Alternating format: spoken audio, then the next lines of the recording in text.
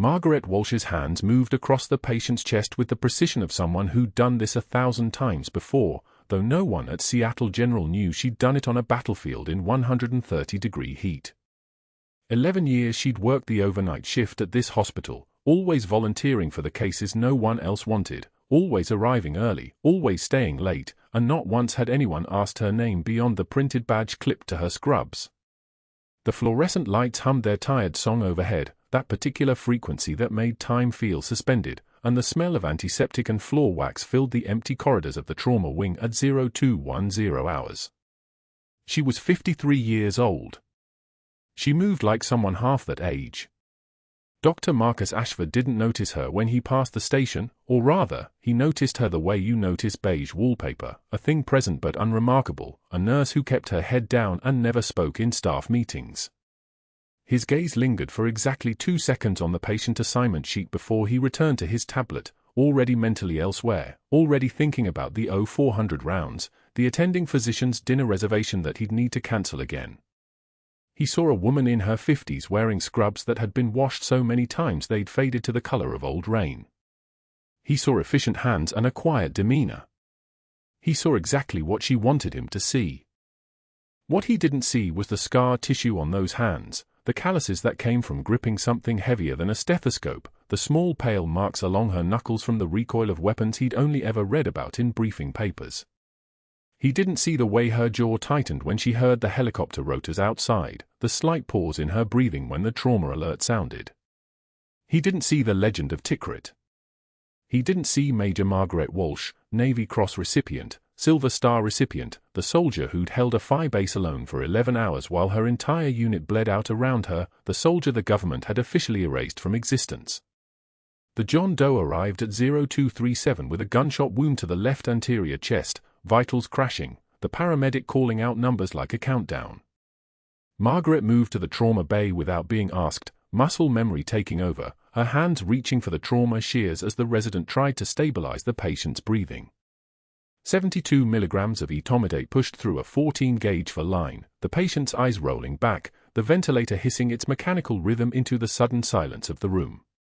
The wound itself was surgical in nature, professional, not random. Someone had wanted this man dead. Margaret could read trauma the way other people read faces. She peeled the blood-soaked jacket away from his torso, checking for exit wounds, her fingers moving with a thoroughness that made the surgical resident step back. Respect, she'd learned long ago, was something earned by competence, not titles. And competence was the only language everyone at this hospital spoke. The jacket was expensive, tailored, the kind you wore when you had money and wanted people to know it. She turned it in her hands, checking the inside pockets for identification, and that's when she froze. There, sewn into the lining just below the collar, was a faded patch. The colors had bled into each other across years of wear, but the insignia was unmistakable. The same patch she wore on her own jacket, the one locked in her locker on the 3rd floor, the one she'd never shown another living soul. 3rd Battalion, 5th Marines. Dark Horse. Tikrit. 2004 to 2005. The years she didn't talk about. The years that officially never happened. Margaret's breathing didn't change. Her hands didn't shake. But something inside her shifted, tectonic and sudden, like a fault line moving beneath the earth. She set the jacket down carefully on the stainless steel table beside the bed and continued working, her movements precise, her mind processing 2 realities at once. The John Doe had 170 milligrams of propofol in his system and a ventilator breathing for him. He had no consciousness, no awareness, no way of knowing that the woman standing over him now had walked the same scorching streets he had lost the same people, had carried the same weight of ghosts that never stopped visiting at 3 in the morning. Dr. Ashford appeared in the doorway at 0315, his silhouette framed by the harsh corridor light. He made a note on his tablet without approaching the bed, his eyes moving from the monitor to Margaret's face and away again. The John Doe's vitals had stabilized. 76 milligrams of dopamine running wide open, the heart responding, the pressure climbing back toward something that might sustain human life. Ashford nodded once, that single gesture the closest he would ever come to acknowledging her work, and left without speaking. Margaret continued the examination. The gunshot wound was deep but not fatal if treated quickly. Whoever had done this wanted him alive for some reason, or wanted him left for dead and had miscalculated. She'd seen both kinds of wounds in her life. This one had the precision of intent. The John Doe's chest rose and fell with the ventilator's rhythm, that synthetic breathing that kept the body functioning while the mind slept. She cleaned the wound with 0.9% saline solution, her hand steady as surgical lasers, her movements economical and sure. There was a rhythm to this kind of work, a meditation that erased everything outside the immediate task. By 0400, the John Doe was stable enough for the operating room. The trauma surgeon would arrive within the hour, would take the case from here, would probably save his life or not depending on factors that had nothing to do with Margaret's work in the trauma bay. She folded the jacket again and placed it carefully into a plastic evidence bag, the way protocol demanded, though her eyes lingered on that faded patch for a moment longer than professional. She carried the bag to the secure storage, locked it away, and returned to her rounds like nothing had happened. Like she hadn't just held a piece of her own erased history in her hands.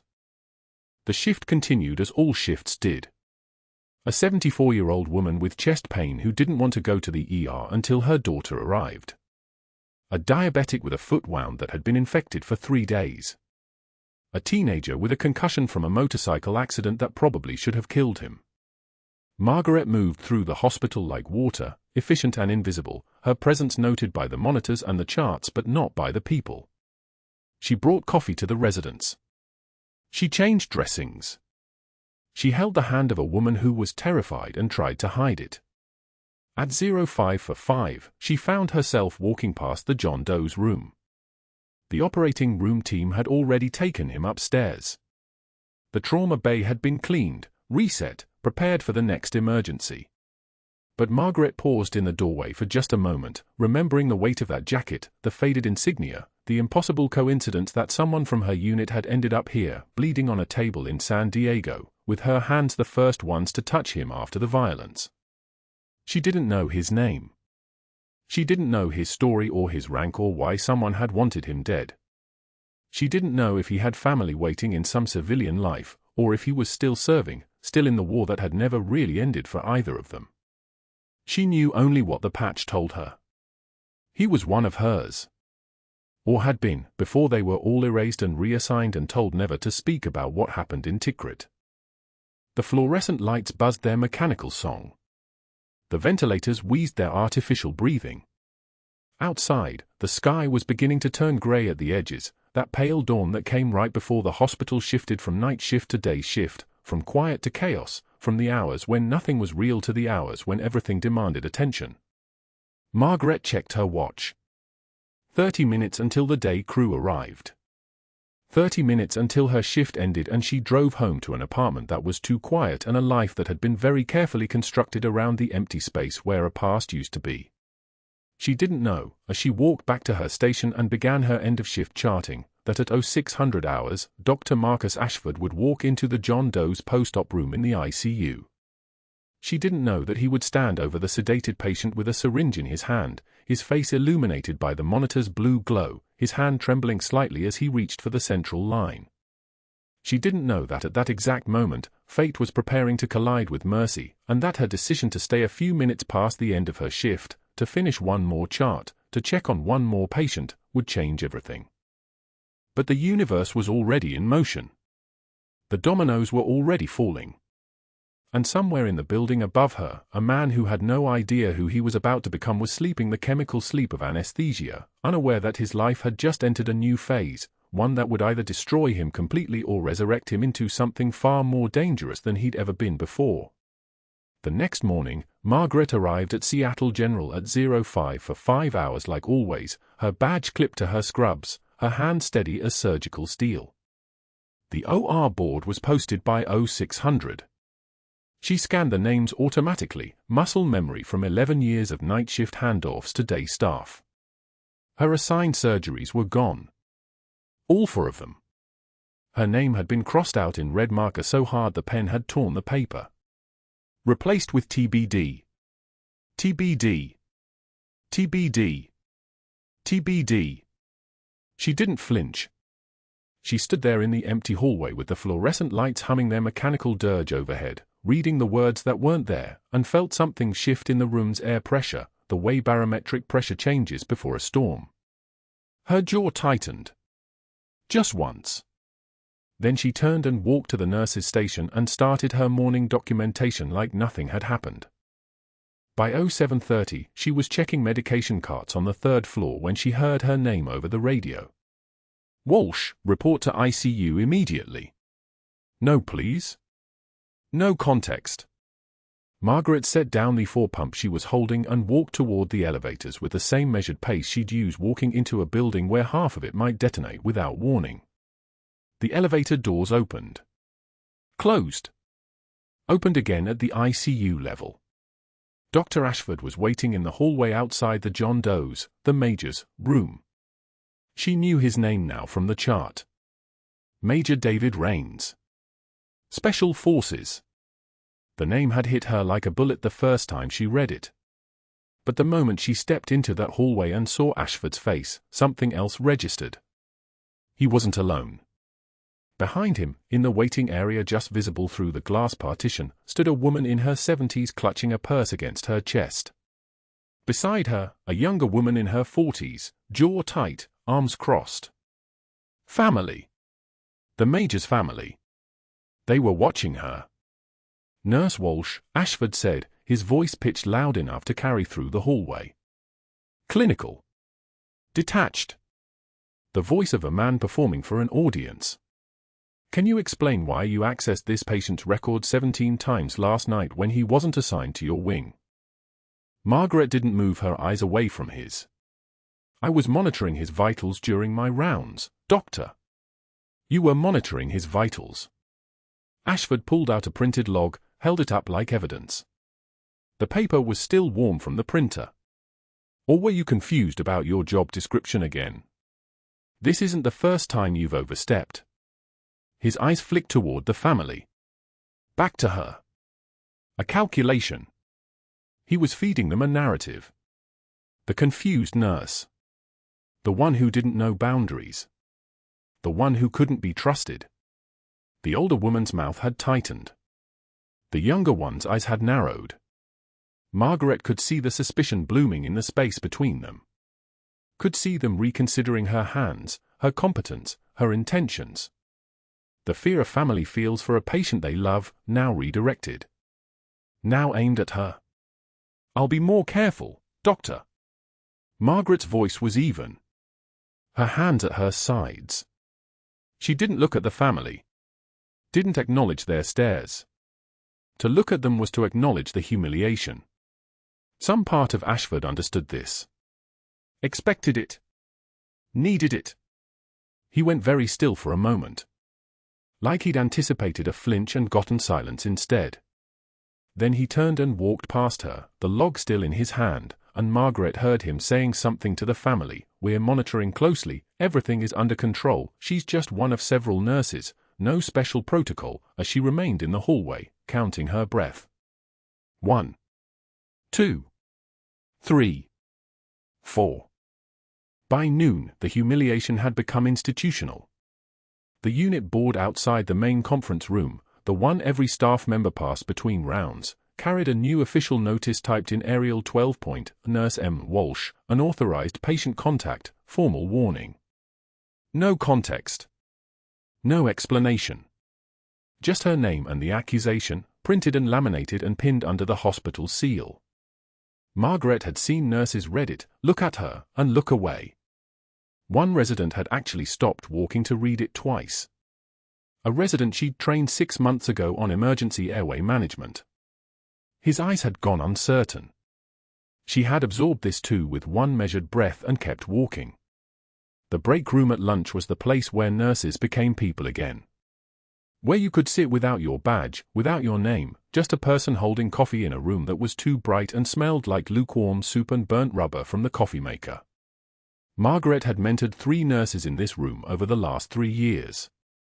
Diane, who had arrived terrified of double fill lines and now ran the fastest drip lines on the surgical floor. Paula, who'd come from a small-town clinic, and Margaret had taught emergency protocols to until her hand stopped shaking during codes. Chen, who'd been ready to quit after his first month until Margaret had sat with him and told him that pain was data, and data could be managed. Today, Margaret sat down at the table where she always sat, her coffee still steaming, and pulled out her sandwich. Plain turkey on wheat. The same thing she'd eaten for 11 years. The fluorescent light overhead hummed its mechanical song. Diane stood up within 8 seconds. I need to check on my patient in recovery. She didn't look at Margaret. Her coffee was still 3/4 full. Paula made a noise that might have been a word and walked toward the door.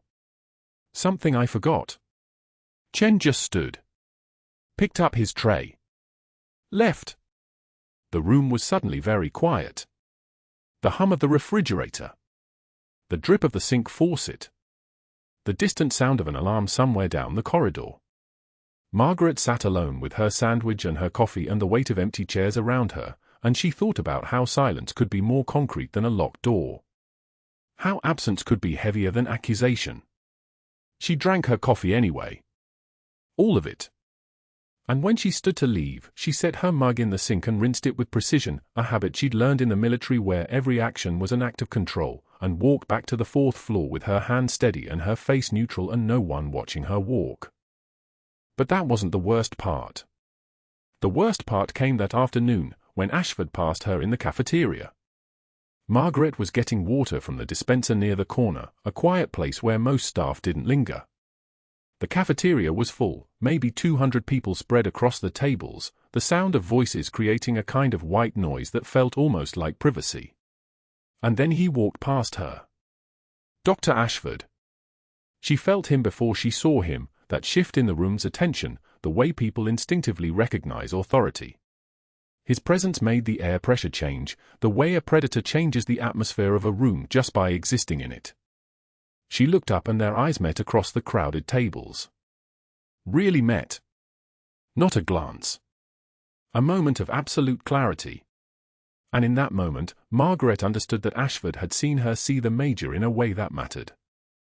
Had seen recognition bloom in her face like a flower opening. Had understood in whatever way a man like him understood anything, that she knew something dangerous. Something precious. One tear escaped her eye. Just one. She felt it slide down her cheek before her brain caught up and she wiped it away with the back of her hand, and she said the words quietly so only he could hear them. You must be terrified of what I remember. Ashford's face went white. The color drained out of it like someone had pulled a plug. He stopped moving. Completely stopped, mid-stride, in the middle of the cafeteria full of witnesses, and Margaret watched his hand tighten on his coffee cup. The cup trembled. Not her. Him. His hands were shaking. Then he turned and walked away. He didn't respond. Didn't acknowledge. He just turned and left the cafeteria entirely, moving like a man who'd suddenly realized he was standing on a cliff and had forgotten which direction was solid ground. Margaret set down her water and walked back to the 4th floor. To the empty wing where no one could hear her ask questions. Where Ashford had already begun moving the dominoes that would either destroy both of them or resurrect something the government had spent 12 years trying to bury. She didn't know which yet. But she could feel it coming like thunder in the distance, like the sound of rotor blades preparing to descend, like something that had been sleeping was finally waking up. Her phone would ring in 3 days. An unknown number. A message that deleted itself. And by then, the whole geometry of her life would have begun to shift. But for now, Margaret climbed the stairs to the 4th floor and sat in the empty break room where no one ever came, and pressed her forehead against her hands, and breathed through the knowledge that she'd just crossed a line from invisibility into something far more dangerous. Something that couldn't be unseen. The real nightmare was only just beginning. Ashford's office door swung shut at 2:15 that afternoon, and Margaret watched through the reinforced glass as he lifted his phone. His free hand gestured sharply, cutting the air like a scalpel through tissue. She stood 3 floors above in the stairwell, pretending to check a medication cart, but her eyes tracked his movements. The way his jaw tightened. The way he turned toward the window, away from anyone who might read his lips. She'd seen this posture before. Officers in Tikrit wore it when they made calls that changed people's lives. The fluorescent lights above her buzzed with their characteristic hum, and Margaret counted the seconds. 1, 2, 3. By the time she reached the 4th floor, her phone had already received the first reassignment notification. Patient load shifted. Surgery rotation cancelled. Night shift only, effective immediately, assigned to the isolation wing where no one could hear her ask questions. She didn't acknowledge the message. She simply continued walking, her pace steady, her breathing measured. The trembling wasn't fear. It was restraint. By 2:56 p.m., Ashford had made the second call. Margaret found out when the charge nurse, Patricia, suddenly couldn't look her in the eye during shift change. The licensing board had flagged Margaret's file for review. Nothing official yet. Just preliminary. Just precautionary. Patricia explained this while sorting medication cards with more concentration than the task required, her fingers moving in careful patterns, her voice stripped of inflection. Margaret listened with the same composure she'd worn during 18-hour surgeries in operating theaters that officially never existed. She thanked Patricia and walked to her locker without another word. Her hands remained steady as she arranged her spare scrubs on the metal shelf. The third call went to Spokane General at 3:22 p.m. She knew this because the hospital administrator, Dr. Hayes, requested a meeting at 3:45, and his words came out carefully rehearsed, the kind of speech prepared in advance. The hospital was concerned about operational fit. They'd received inquiries about Margaret's availability for relocation. A lateral transfer to their surgical wing. Better pay. Night shifts eliminated. A fresh start. Margaret understood immediately what this was. An exit. Not a termination, far too visible, too documentable, too likely to trigger questions. An escape route dressed up in promotional language. A way to remove her from Seattle General, from the patient she'd recognized, from whatever Ashford feared she might say or do. She declined the transfer at 4:03 p.m. The room went quiet. Hazy's fingers froze above his keyboard. He hadn't expected refusal. Nobody refused positions with better hours and higher pay. Nobody declined a fresh start. Margaret sat across from him with her back straight, her hands folded in her lap, and watched comprehension move across his face like a shadow. He didn't understand the reasons. He simply registered that she would stay. Between 3:15 and 3:22, during those moments when Ashford made his third call to Spokane, Margaret had finally allowed herself to think the thing she'd been avoiding since the moment she'd seen his face in that ICU room at 0300 hours. That moment when he stood over the major's sedated body with a syringe in his hand. Not checking vitals. Not administering scheduled medication. Standing. Waiting. A man positioned exactly as a man would position himself if he needed something to happen. If he needed someone to stop fighting back. She'd been trained to read intention in 1/10 of a second. The angle of a weapon. The stance of an approaching threat. The micro-movements that preceded violence. She'd survived Tikrit by learning to see what others missed. And she had seen Dr. Ashford the way a sniper sees a target, in perfect, undeniable clarity. The military contractor scandal had been classified for 6 years. $18 billion in black contracts. Supply routes. All rights. Territorial agreements with militias the government publicly denied existing alongside. Margaret's unit, 3rd Battalion, Tikrit Provincial Security Force, had died because their position got sold to people who wanted the territory they were defending. 11 men in a phi base that was supposed to be reinforced, supposed to be secure, except the reinforcements never came and the supply convoys never arrived, and when the final attack came, it came with precise knowledge of their perimeter, their defensive positions, their ammunition levels. She'd survived. She alone had survived that phi base because a medevac helicopter arrived at the exact moment an Apache gunship provided cover fire that broke the siege. Her entire unit was erased from official records. The government called it a containment measure. A necessary fiction to protect ongoing investigations. She'd been given a new social security number, a new surname on her discharge papers, a new life purchased with the understanding that she would never speak of what she'd seen, what she'd lost, what she'd buried in shallow graves because there was no time for anything else. She'd become a nurse. She'd disappeared into night shifts. She'd spent 11 years being nobody, asking nothing, helping everyone, expecting recognition from no one. She'd become invisible by choice, not circumstance. Until Thursday night, when a patient arrived with a faded unit patch sewn into the lining of his jacket. A patch from the same phi base. From the same unit. From the same day. And Dr. Marcus Ashford, 38 years old, Stanford medical degree, 3 published papers on emergency trauma protocols, careful posture, careful speech, careful career, had appeared in that ICU room at a time when no attending physician had any reason to be there. With a syringe. With intent. Margaret sat in Hayes's office and watched the administrator realize he'd been used. She saw the moment he understood that Ashford hadn't requested her transfer out of hospital politics. He'd requested it because he was afraid of her. She didn't smile. She didn't gloat. She simply folded her hands and waited for the meeting to end. The reassignments continued. Each one designed to isolate her further. Afternoon shifts became nights. High-acuity patient care became med-pass distribution.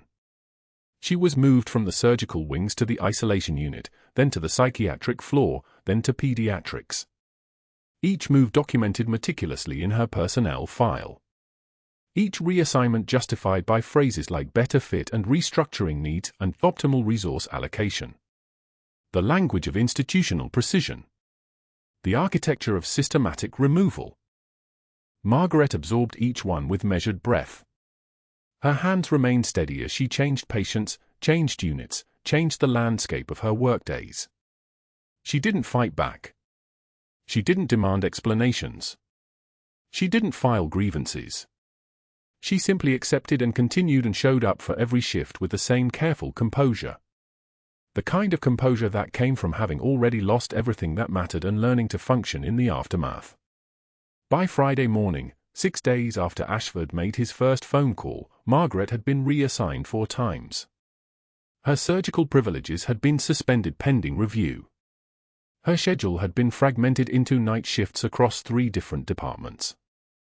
Her access had been restricted to non-critical patients. She was, for all practical purposes, being erased again. Not from the official record this time, but from the hospital's functional structure. A ghost nurse on the night shift, moving through empty corridors, healing people who would never know her name, exactly as she'd planned her life to be. She understood what was happening. She understood the geometry of fear. Ashford couldn't simply fire her because that would require documentation of cause. He couldn't confront her because that would create witnesses. He couldn't threaten her directly because that would establish motive. So instead, he was using the system itself as a weapon. Paperwork as a blade. Institutional process as an execution. What he didn't understand was that Margaret had survived worse. She'd survived an ambush that killed 11 men. She'd survived the government erasing her unit's existence. She'd survived being told to forget 11 names and 11 faces and pretend she'd never held any of them while they bled out on phi-base dirt at 2 in the morning. Ashford's systematic dismantling of her career was precision work, but it was still just precision work. It wasn't survival. It wasn't loss. It wasn't watching the person who sold your brothers to contractors stand over the only living witness and prepare to ensure that witness never spoke again. Margaret moved through her 8th floor night shift on Friday, her hands distributing medications, her voice calm and measured, her composure a perfect mirror of her training. Around 0300 hours, she walked past Ashford's office and found it dark. She continued to the stairs. She descended for flights to the ICU. And in that moment, as her hand touched the door to Major Raines's room, she made a decision that would change both their lives forever. But that wasn't the worst part. The worst part was understanding that she finally had nothing left to lose. The code bell rang at 2247 hours. Margaret was on the fourth-floor isolation wing, restocking a crash cart that nobody expected to need, when the overhead intercom crackled and a resident's voice broke through like glass shattering. Code Blue, Trauma Bay 3. Code Blue, all available personnel to Trauma Bay 3. She didn't run. Running drew attention. She walked, fast enough that her badge clattered against her ribs, her scrubs moving like water around her legs, her mind already 3 steps ahead of her body. By the time she reached Trauma Bay 3, the attending physician, a man named Castellano who'd never learned her name in 7 years, was already driving compressions into Major Raines's chest. The monitor showed flat line. No electrical activity. Just the hiss of the ventilator and the wet sound of ribs flexing under the doctor's hands. Vitals check went routine, a nurse said. He was stable at 2240. Then he just stopped. Margaret stood at the edge of the bay, watching. Ashford was already there, standing near the corner, his arms crossed, his eyes fixed on the monitors with an intensity that felt calculated. She noticed the way he didn't move to help. The way his jaw clenched when the monitor showed no change. Push 1 of epi, Castellano said. The medication went in. The monitor stayed flat. 2 minutes of compressions. 3 minutes. For minutes. The resident doing chest compressions was sweating through his scrubs, his face the color of old paper. 5 minutes. Castellano looked at the clock on the wall, the kind that ticks loud enough to echo in trauma bays, and then looked at the monitors one more time. Time of death, 2,253 hours, he said. His hand stopped moving. The resident stepped back from the crash cart like it had burned him. The room went quiet except for the ventilator and the monotone alarm of the flatlined monitor. Nobody moved to disconnect the tubes. Nobody moved at all. This was the moment when death had dominion. This was when medicine failed and silence took over. The residents stood like statues, their hands still positioned for compressions they would never deliver again, their eyes on the floor because watching a patient die, even one they'd never met before, even one they'd never spoken to, meant something in their bones. It had to. Otherwise they wouldn't be here. Margaret moved. She walked to the crash cart, her movement smooth and certain, and pulled out a scalpel from the emergency thoracotomy kit. The blade caught the fluorescent light. She didn't ask permission. She didn't announce herself. She tore open Raines's gown with 2 sharp pulls, exposing his chest, and located the space between his ribs, 4th intercostal space, anterior axillary line. A landmark her hands remembered. A landmark her body knew. He's been flatlined for 8 minutes, the resident said. His voice cracked like he was 15 years old. We've done everything we. Margaret made the incision. One smooth motion, the scalpel sliding between his ribs like it was made for this, like her hands had been waiting 11 years for this exact moment. The blade went in. Blood came out, dark, thick, the smell of iron and failure and medicine pushed to its absolute edge.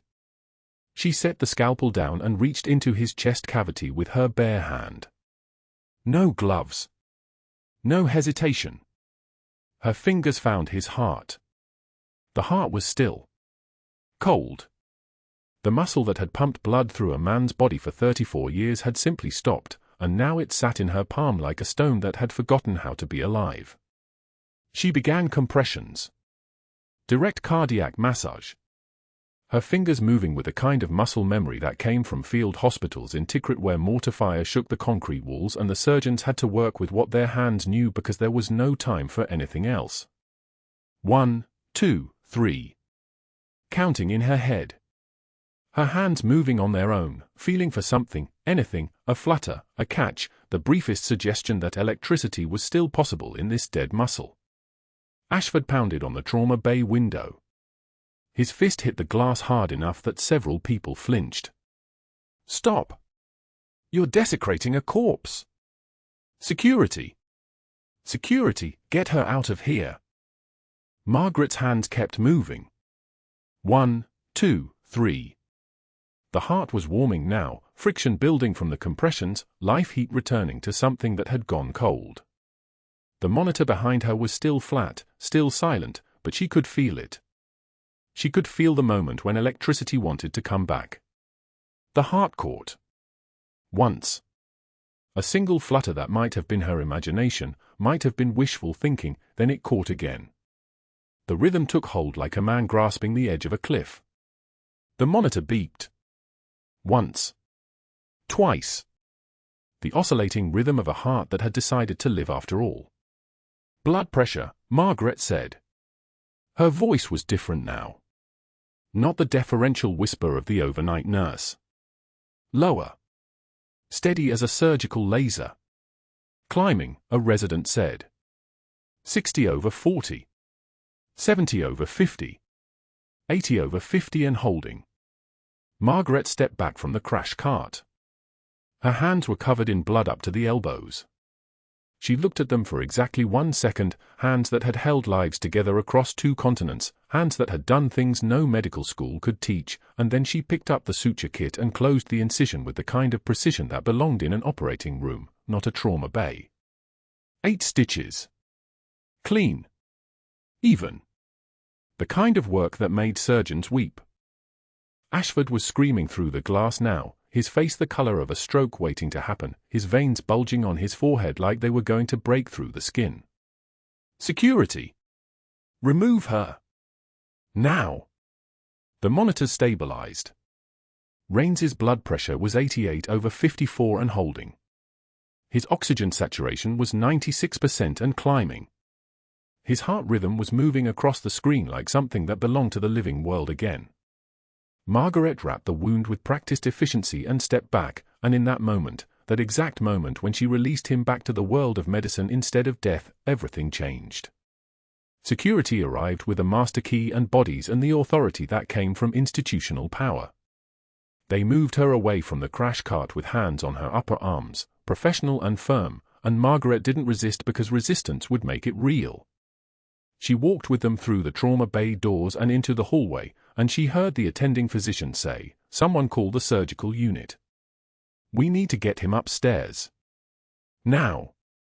She walked through the hospital lobby in silence, blood dried on her scrubs like a map of a country she wasn't supposed to visit anymore. Patients stared. Staff whispered. A child pointed and their mother pulled them away. Margaret didn't look at any of them. She focused on the glass doors that led to the parking garage, and she kept her eyes straight ahead because looking anywhere else meant acknowledging that everything had changed. The parking garage was cool and silent and echoed with the sound of her footsteps, crisp against the concrete, the only heartbeat in a place built for machines instead of living things. She found her car in space 247, a 2008 Honda Civic that had survived 3 moves and countless overnight shifts. She sat behind the steering wheel and closed the door and pressed her forehead against her hands, and that was when her hands finally began to shake. Not from fear. From the weight of what she'd done.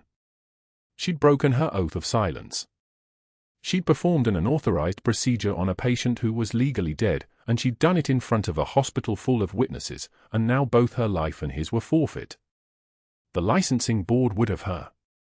Ashford would have her. The government that had erased her once would have her again, and this time there wouldn't be any quiet disappearing into the night. This time there would be courts and testimony, and the whole carefully constructed nothing she become would collapse under the weight of a decision she'd made in 7 seconds. She sat there as the sun climbed toward dawn. For hours. Her hands eventually stopped shaking, and that might have been worse because it meant acceptance was starting. It meant the part of her that was still a major, still a soldier, still someone who understood that orders came from above and consequences followed below, that part was already preparing for whatever came next. At 1,000 hours, her phone vibrated in her pocket. Unknown number. No caller ID. Just a message that read, *stay visible. 0600, wear your scrubs. And then, just like that, the message deleted itself, disappearing from her phone like it had never existed at all. Margaret drove home shaking so hard she had to pull over twice, her hands gripping the steering wheel until her knuckles went white, because after 12 years of being nobody in a city full of millions, someone in the chain of command had decided she was worth the risk of exposure. She sat in the parking garage for 4 hours watching the cement pillars blur through the windshield. Her hands gripped the steering wheel so hard her forearms trembled, not from fear, but from restraint, the way a bridge's cables hold tension before they snap. The engine was dead. The key sat in her lap untouched because she couldn't make herself turn it, couldn't make herself drive home and face what she'd done. She'd broken her oath of silence for a stranger. Worse, she'd done it in front of witnesses. In front of Ashford. The kind of exposure that doesn't just end careers, it ends lives. 12 years of invisibility. 12 years of being nobody in a city full of millions, of moving through corridors no one saw, of holding broken people together while the hospital system looked right through her as if she were part of the infrastructure, like the four stands and the suction canisters. She'd earned the right to disappear. She'd paid for it in Tikrit, in nights that had no names, in operations that officially never happened. And she'd spent over a decade collecting the reward of that erasure, safety, obscurity, the kind of peace that comes from not existing. Until tonight. Until she'd locked that trauma room door and let her hands remember what they'd been trained to do. The phone buzzed at 2:44 a.m. Unknown number. The message appeared for exactly 90 seconds before her eyes processed the words. Stay visible. 0600, wear your scrubs. Then it deleted itself, pulling away from the screen like it had been written in water, evaporating before she could screenshot it, leaving no trace she'd ever received it at all. Margaret stared at the blank screen. Her hands went completely still. Someone in the chain of command knew.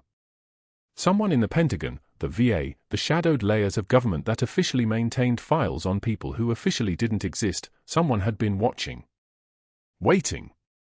And when she'd performed that thoracotomy, when she'd let her muscle memory and her training slip free like a dog off its leash, some algorithm or some human with access had flagged her, tagged her, decided in that fraction of a second that she was worth the risk of exposure. She drove home shaking so violently she had to pull over twice. First time was just south of downtown, in the parking lot of a closed 24-hour pharmacy where she sat with her forehead against the steering wheel and tried to remember how to breathe normally. The second time was on the 163 overpass, where she sat in the emergency lane and watched a convoy of streetlights blur into ribbons of gold and orange, her chest heaving like she'd been running instead of driving. Nobody stopped. The cars flowed around her like water around a stone.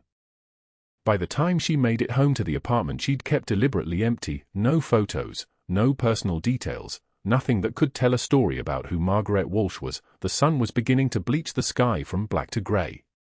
She showered without looking at herself, dressed in her scrubs still hanging in the same place she'd left them, and sat on the edge of her bed in the dark watching the red numbers on the clock advance toward 5:13 a.m. At 5:57, she walked into the lobby of Seattle General. The scrubs felt like a costume now, thin and transparent, like everyone could see through them to the unit patch she'd sewn inside the jacket lining a decade ago, the same patch she'd worn in Tikrit, the same insignia that marked her as property of an organization that had declared her dead and gone. Her military ID was in her pocket. Her hands were steady. Her face was a wall. The lobby smelled like artificial lemon and fresh coffee and the particular antiseptic tang that settles in hospital air at dawn. A few early shift nurses were checking in at the kiosk. A security guard was reviewing something on his tablet. The waiting room was nearly empty except for an elderly couple holding hands in the corner and a teenage girl with her phone. Margaret walked to the HR office. The door was still locked. She had 20 minutes. And then she heard it. The rotor wash came first, a low percussion that you felt in your teeth before you heard it, a vibration that moved through the building like a shockwave. The windows rattled. An elderly man in the waiting room looked up, startled. The teenage girl rushed to the glass. Margaret didn't turn around. She knew what was coming. She'd been waiting for it, though she hadn't known she was waiting. 12 years of standing still, and suddenly everything was moving toward her at terminal velocity. 2 UH-60M Blackhawks descended toward the helipad like they were dropping through the sky on ropes.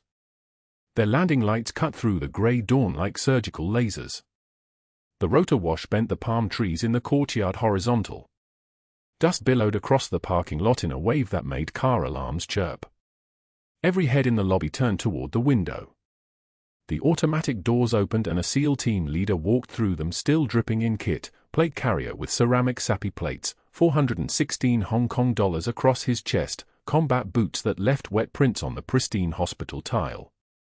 His face was weathered like old leather. His eyes were the color of a stormy Atlantic.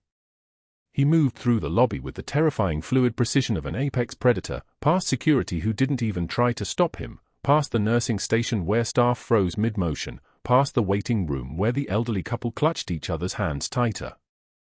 He walked directly to Dr. Marcus Ashford, who had just emerged from the administrative hallway in his pressed button-down and his polished shoes, his face already pale because he'd been checking the news feeds all night, trying to understand what Margaret's saved life was going to cost him.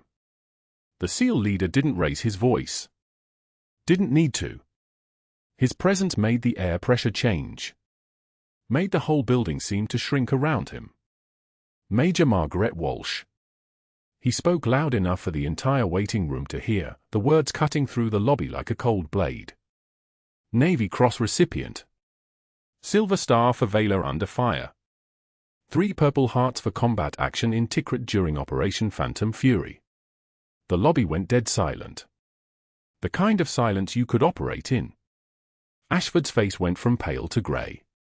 His mouth opened. Nothing came out. The SEAL leader continued, his voice steady as surgical steel. Major Walsh served with 3rd Battalion, 5th Marines, Dark Horse Company. She was part of the unit that exposed war crimes committed by Halcyon Defense Solutions contractors in the Jolan district of Fallujah. He stepped closer to Ashford. Her entire unit was killed in retaliation. She was the sole survivor. She's been living under a new identity for 12 years. Margaret watched from the lobby's edge. Ashford's hands had started to shake. The security guard was speaking quietly into his radio. A nurse Margaret had mentored for 3 years was staring at her with an expression like she'd just realized she'd been walking past a ghost. And then she made the mistake of saving Major David Raines's life. The SEAL leader glanced toward the elevators where Raines was being brought down on a hospital gurney, awake now, his eyes locked on Margaret with a look that contained gratitude and fury and recognition all at once. His left arm was bandaged. His face was pale but conscious. The federal investigation Ashford had triggered to destroy Margaret's career had instead flagged his unauthorized access to classified personnel records. It was a simple mistake. Accessing a file you shouldn't have accessed to left a digital trail that no amount of money could erase. The audit was automatic. The algorithm didn't care about his 20-year career or his daughter's medical residency or the house in La Jolla with the view of the bay. When they pulled his phone records, they found the calls to Halcyon Defense Solutions. When they audited his bank statements, they found the deposits. $20,000, wired 3 weeks after Major Raines arrived at Seattle General in critical condition. $20,000 to ensure the only witness to Tikrit war crimes never woke up to testify. Ashford's daughter Rebecca came down the stairs from the surgical floor, a tablet in her hands, her face white. She'd been reading the declassified file the Navy officer had delivered to the hospital administrator an hour before dawn. Her father wasn't a doctor who'd been wronged by a rogue nurse. Her father was a man who'd been hired to commit murder. Her father was a murderer. Dr. Ashford, the SEAL leader said, and now his voice had the timbre of a pronouncement, like doors closing and gates locking, you're under federal arrest for conspiracy to commit homicide, obstruction of justice, and falsification of medical records. 2 federal agents in dark suits emerged from the lobby side entrance. The kind of men who moved like they'd been trained to be invisible in plain sight, the inverse of Margaret's gift. Ashford tried to back away. His hands were shaking so badly he couldn't have thrown a punch if he'd wanted to, and he didn't want to. He'd spent his whole career erasing people he thought were beneath him, people he'd decided didn't matter, people whose voices didn't carry weight in his hierarchy of who deserved recognition.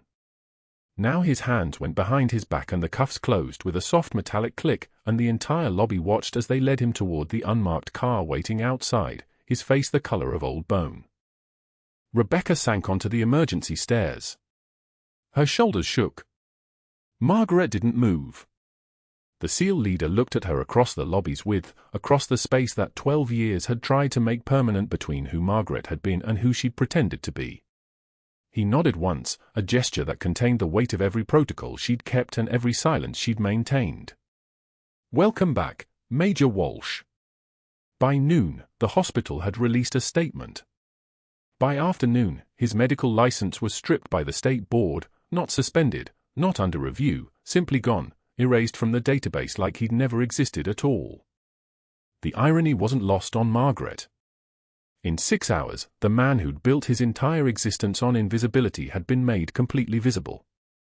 His name appeared in 3 news outlets. His photo circulated. His career became a matter of public record, public shame, public recognition of exactly what he was. Margaret stood at the lobby window and watched them load him into the car. His face was toward the window. She could see his eyes still moving, still calculating, still trying to find the angle that would let him escape. She could see the moment he realized there was no angle. No institutional protection. No colleague willing to take his call. No lawyer who could make this disappear. Just Ashford, alone, finally understanding what it felt like to be nobody. Rains appeared beside her as they pulled away. He was in a civilian shirt, his arms still bandaged but his mind clear, and he held a small frame made of glass and dark wood. Inside was the faded unit patch, preserved like a relic. Like proof of something that had happened, that mattered, that someone needed to remember. "You could have let me die," he said quietly.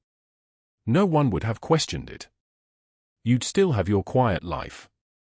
Your night shifts. Your invisibility."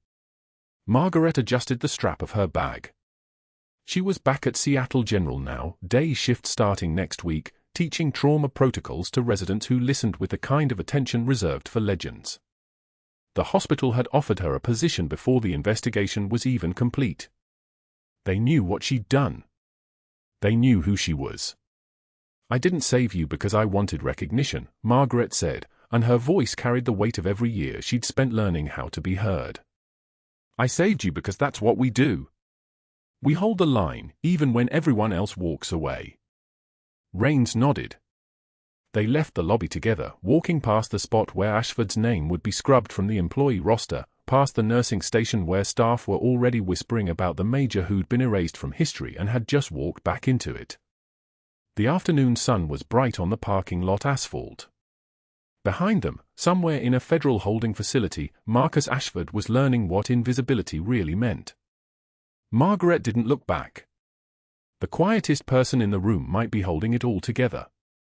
And sometimes, when the world finally stops paying attention to the wrong things and starts paying attention to the right ones, that person walks into the light and reminds everyone why silence, in its own way, is the loudest voice of all.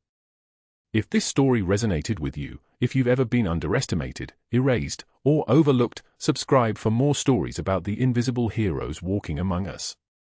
Like this video, comment with a time you were proven right, and join us for the next segment where we'll tell the stories of those the system tried to erase but could never quite silence.